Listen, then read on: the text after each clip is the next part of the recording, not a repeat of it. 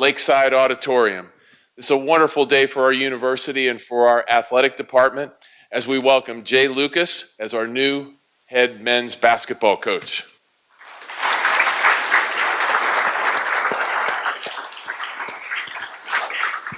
When Jim Larinaga and his lovely wife Liz, who are both here today, when Jim decided to step down in December, we launched a nationwide search to find a leader who would carry on the tradition of excellence in this program and also successfully navigate the challenges of the new era in college basketball.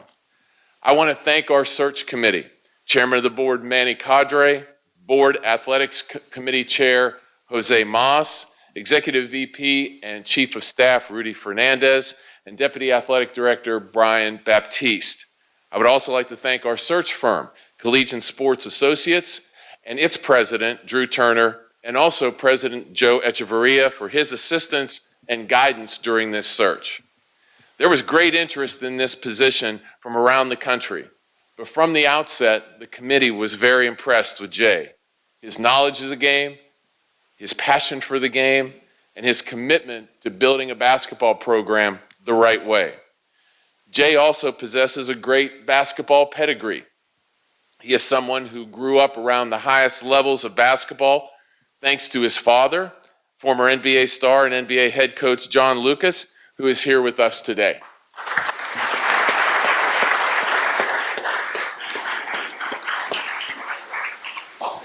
Jay is an innovative coach. He's a tireless recruiter and a proven talent developer. He has coached at some of college basketball's most storied programs and has learned under some of college basketball's greatest minds. Jay understands what it takes to compete on and off the court. He sees great potential here at the University of Miami, and he is ready to hit the ground running as our head coach. In short, we believe for our Miami Hurricanes, Jay is the right leader at this new time in college basketball. Please join me in welcoming the Lucas family, Jay, Corey, Jackson, and Caleb Lucas, to our UM family and community. Ladies and gentlemen, Jay Lucas.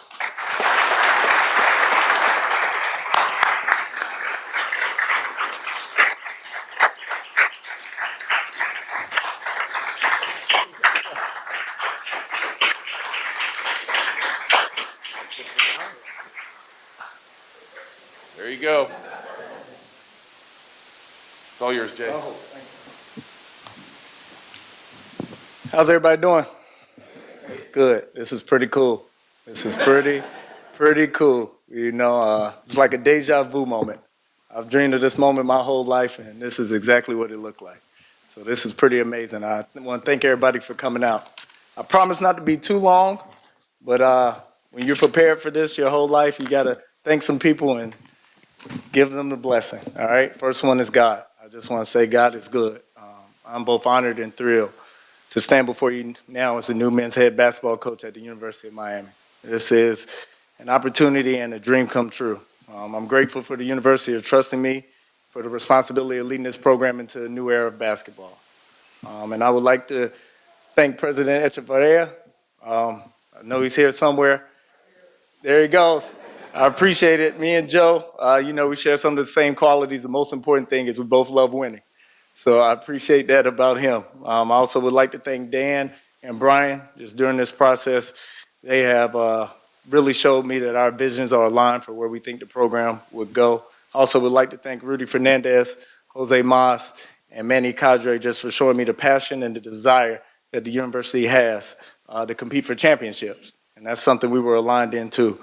You know, I'm a true believer in is that the people that make places, and throughout this process, it became apparent to me that that was here at Miami and why I love to have this job. And lastly, I would like to thank Jim Larinaga, who's here. Coach L, I appreciate you for coming. Can we give him a round of applause? And his wife, Liz. I know how big wives are a part of the program, so I just appreciate everything you've done for the last 14 years of this program. And, you know, you took it to heights that had never been before. And I just plan to continue to build on the strong foundation you left behind. I would not be here in front of you today if it wasn't for people who invested in me, both as a coach and a person. You know, I'd like to thank Rick Barnes just for the opportunity to start my coaching career at my alma mater. I'd like to thank Shaka Smart for really pouring a lot into me and having weekly meetings with me of how to become a successful head coach, as he would call it. I'd like to thank Coach Cal just for giving me the opportunity to grow and develop at the highest level of college basketball. And then lastly, I'd like to thank John Shire just for doing something that had never been done in 30 years and hiring somebody that wasn't a part of the brotherhood and helping him build the new era at Duke University. And lastly, I would like to thank my first example as a coach, someone who just taught me a foundation of hard work, relentless pursuit of excellence through adversity, and my appreciation for relationship building comes from my first example of a coach who happens to be my father. I've watched him connect with players on a personal level, but also I've seen him help them on an individual level and through the trials and tribulations, and just witness him mentor them and helping them find their way back, just like he did. He is my true definition and example of what a coach means to me. I love you.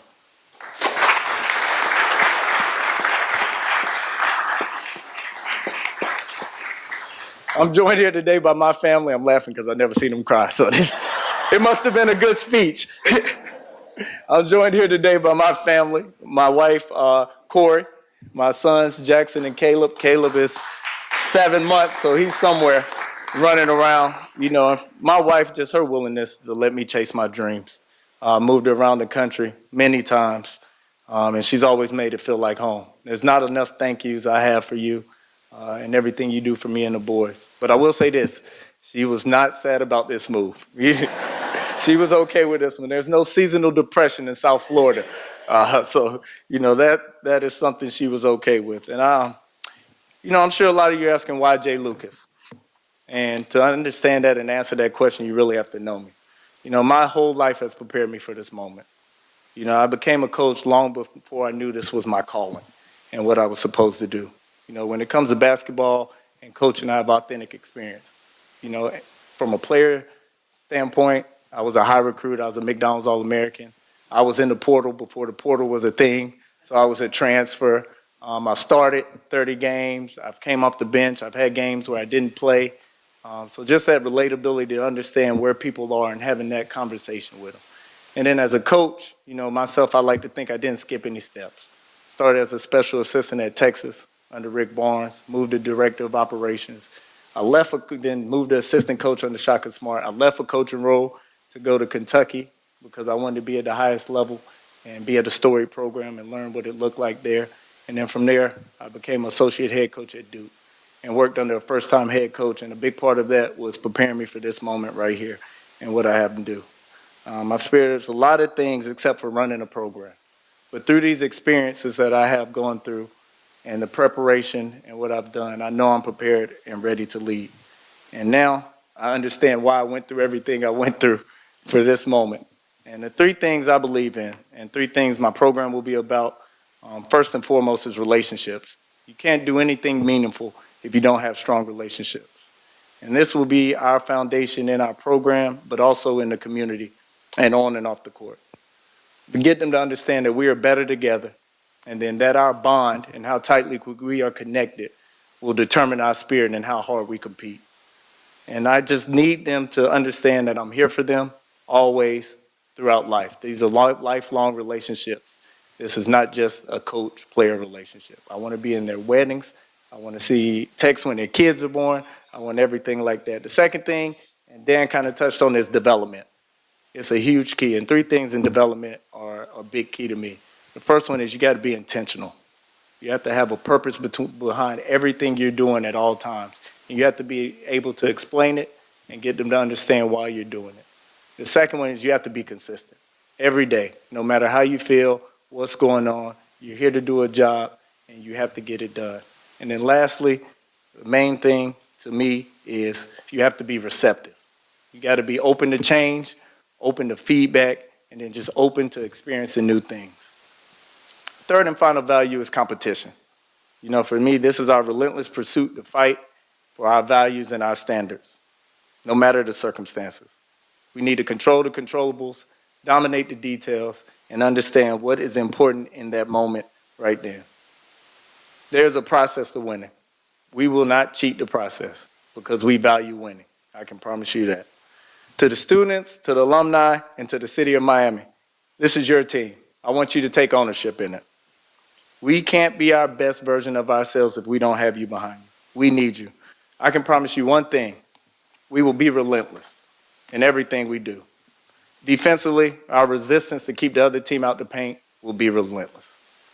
Our pursuit to make sure that every shot is contested will be relentless. And then lastly, I'm a defensive guy. So I just believe it is what wins championships, and that's what we will hang our hat on. Offensively, we'll be relentless in the amount of pressure we put on you in transition. We will be relentless in hunting for the best shot we can get every possession. And then lastly, we will be relentless in our attention to executing with detail. We'll be relentless in everything we do, especially to create and sustain championship-level success here at the University of Miami. With our attitude, approach, and accountability to our daily habits, we will be able to do this. By being connected through everything I just talked about, relationships, development, and competition, as I spoke of earlier. Not only will the team be relentless, but I will be relentless. I understand this opportunity. I have prayed and worked for this my whole life. I will not take it for granted. I will give you everything I have. I can promise you that. And most importantly, we will be relentless in our pursuit to make the fans, everybody in here, and the whole city of Miami happy. And we will remember one thing that is always true. It's always all about the you. Thank you.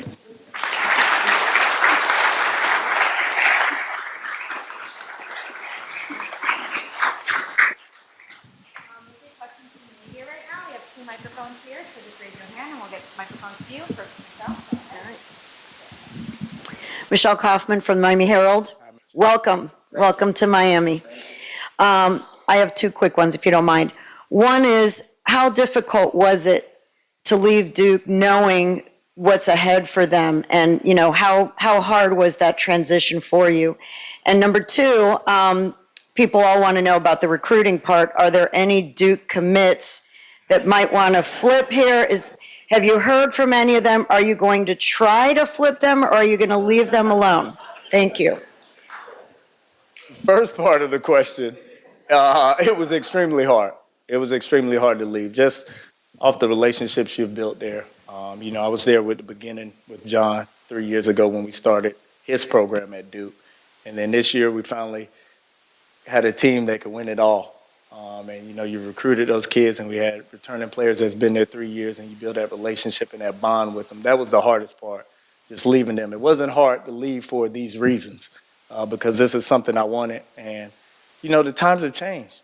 You know, this is the first year teams didn't qualify for the ACC tournament, so the season here was over. So I felt like it was my responsibility to get down here as quick as I could and make sure we got started on the right foot and got the program going. So that was really important to me.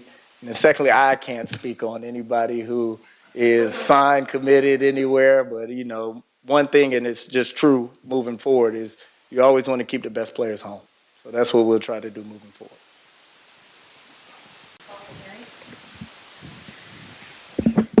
Welcome, Coach Gary Furman, Kane Sport.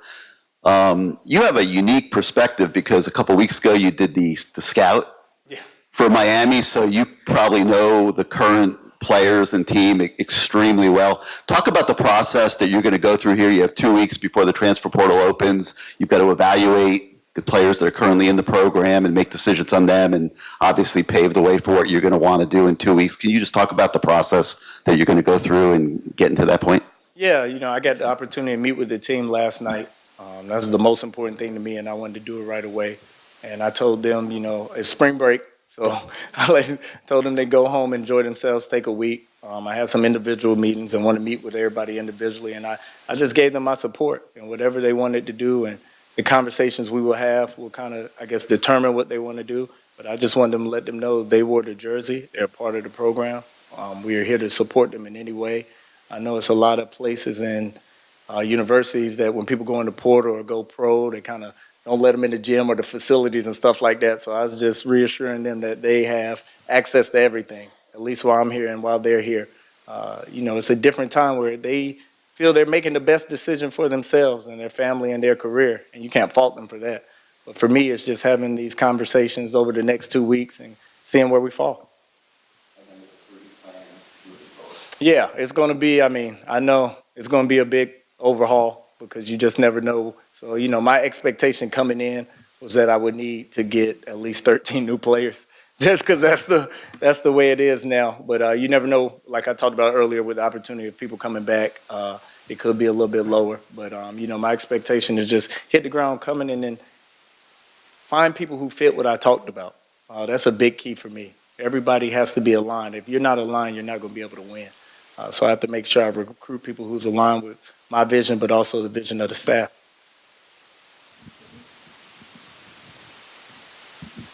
Azubi Charles with King Sport. Welcome to Miami. Just wanted to ask you, obviously you've coached against Miami, you've been here before. What was your perception of the program beforehand? And then now you're actually here. Does it kind of match your expectations and what you thought it would be? Yeah, it does match. And like I spoke about earlier with Coach Larinaga, what he's done here is tremendous. There was really no basketball tradition and identity really until he got here. The Sweet 16s, the Elite Eight, the Final Four, conference championships, stuff like that. He's put it in a position where it's ready to take the next step just in this new generation and this new era of college basketball. It's so different. So, the foundation, it has strong bones because of what he's built.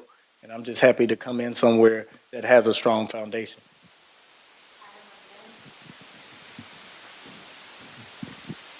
Hi, Coach. Adam Lichtenstein from the Sun Sentinel. First off, congratulations on coming to UM. My first question is, obviously, you mentioned new era of college basketball and college athletics is likely to change again in a couple months with that approval of the House settlement. When you were in the process of getting hired, how much of that was a point of discussion? How much of an investment did you want to hear from Dan Radakovich and the UM administration on how invested they would be in funding basketball? Yeah, it's just they showed the investment they have in winning. That's what it takes nowadays, and especially with the new era of college basketball, you're able to close the gap on some of these schools that have these storied traditions and were able to recruit at a certain level. There's a little bit, it's not completely closed, but there's a little bit more of an even playing field. And just everything that was explained to me and the identity I had and want for the program aligned with what they had and their vision. So it made it an easy decision for me. And then what do you want for the timetable for hiring your staff? And do you expect to speak to, the current assistant coaches here and potentially retain them? Well, it's a weird time because most people are still playing because conference tournaments, I think, start today. And then some West Coast started. So, I've been in communication with people. I really want to take my time because I really want to get my staff right. It is a big part of, making this place successful. So I'm talking to a bunch of people throughout the country, both grassroots, high school, professional, college, so a little bit everywhere. And I'm meeting with everyone. So I don't know if retaining anybody is on my plan. I don't know if it's not until I sit and talk to everyone. CBS Miami. Talk about the new challenges in the career and all that. You mentioned closing the gap pretty early on. Seems like a big challenge is keeping the players year to year. Yeah. For you, how do you handle being at a coach like this? How do you handle the type of keeping on players? Well, it's a part of it now. It's just things that come with the job. It's a completely different job now than it was when Coach L took over and when he started coaching. So I've been more equipped to kind of grow up in this part of college basketball. So it's made me more accustomed to having to deal with it. But it's an everyday battle. It's almost an hourly battle because there's so many people pulling on them in so many different directions that they can go. But it's just making them feel that they're at a place that cares about them and that's going to develop them. At the end of the day, they want to develop and be able to chase their dreams. And if you can get everybody to do that collectively and together, then that's how you win. So that's the biggest thing, is just making it at a place where they feel comfortable they can be. And, we were able to keep players at Duke, so I've had some experience of having to deal with that. Now I have to do it my own way, but just those experiences will help me kind of navigate what you're talking about.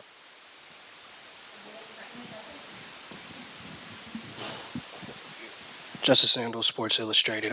Coach, so dealing with the amount of players that you're going to have to deal with, one of the clips that came out from you last time you were here playing against Miami, Jaleel Badea was staring right in your face when you hit a big three. He's going to be one of those players that you possibly want to keep. Who are some of those other players that you've seen just throughout the scouting report that you might want to retain?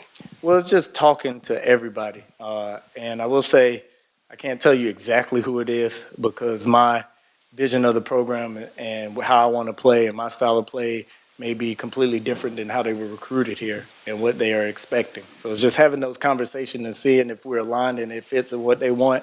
And then from there, we can kind of explain roles and how I see them and my vision for them. And if they like that, then they'll have the opportunity to stay and fight for whatever they want. If not, then, I'll help them any way I can.